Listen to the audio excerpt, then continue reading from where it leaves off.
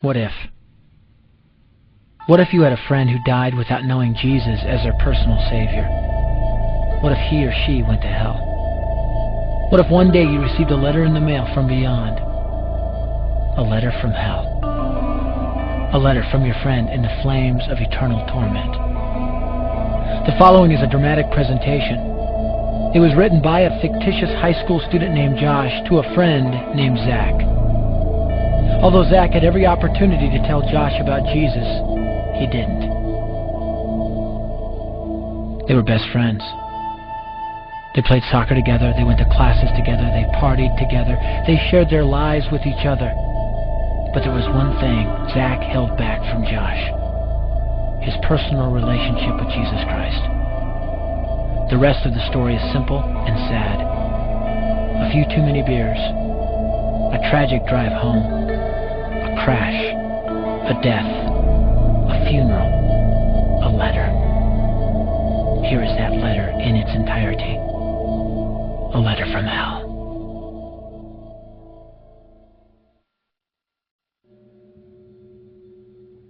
Dear Zach,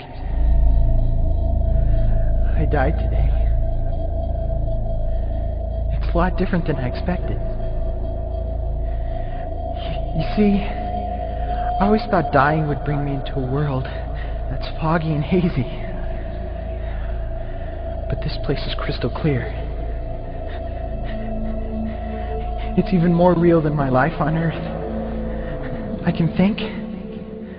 I can talk. I can even feel. Right after the wreck, I could feel my spirit leaving my body. It was the weirdest thing, Zach. I thought I heard you screaming out to me, man. I must have been just imagining things. At first, I was just standing in line, getting registered, I guess. They asked me for my name and began to look in this thing they called the Book of Life. I guess they couldn't find it, though, because this huge angel standing next to me grabbed me by the arm and started dragging me away. I was terrified. I had no idea what was going on. I asked the angel where he was taking me, but he didn't answer. So I asked him again. Finally, he told me that only those whose names were written in the Book of Life could enter into heaven. And the rest would be condemned to hell forever. And I was scared. The angel threw me into some kind of holding cell where I've been sitting and thinking for a long, long time. Do you want to know what I've been thinking about? I've been thinking about you.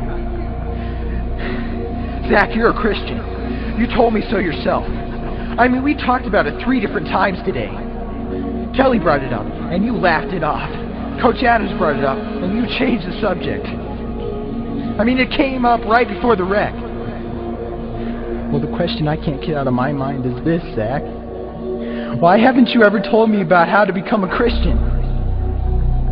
I mean, you say you're my friend, but if you really were, you would have told me about this Jesus and told me how to escape this terrible place that I'm headed for. I can feel my heart pounding in my chest. The angels who have been chosen to cast me into hell are coming down the hallway. I can hear their footsteps.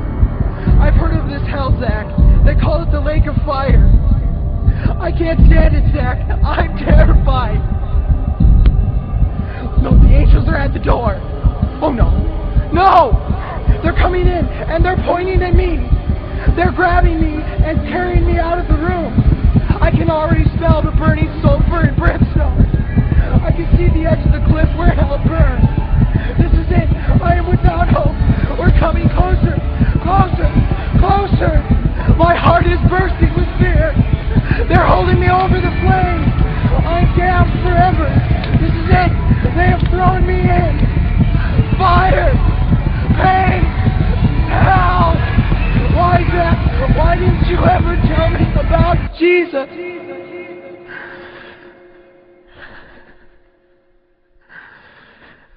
Signed, Your friend, Josh. Your friend, Josh. P.S. Welcome. Wish you were here. Wish you were here. Wish you were here. Wish you were here. Don't bother me. Don't bother me with souls to save. I have my own agenda. There's school to do, sports to play, important stuff to attend to. Don't bother me with my friend at work. He's got his own religion. I don't have time to change his mind. He'll make his own decision. Don't bother me with that little girl, the girl playing in the street. She's much too young to understand that the Savior she can meet. Don't bother me with the sounds I hear, the sounds of people shrieking, although I wonder who they are. Who are these victims screaming? Don't bother me with who they are. I really don't want the blame. Because it's my friend at work and that little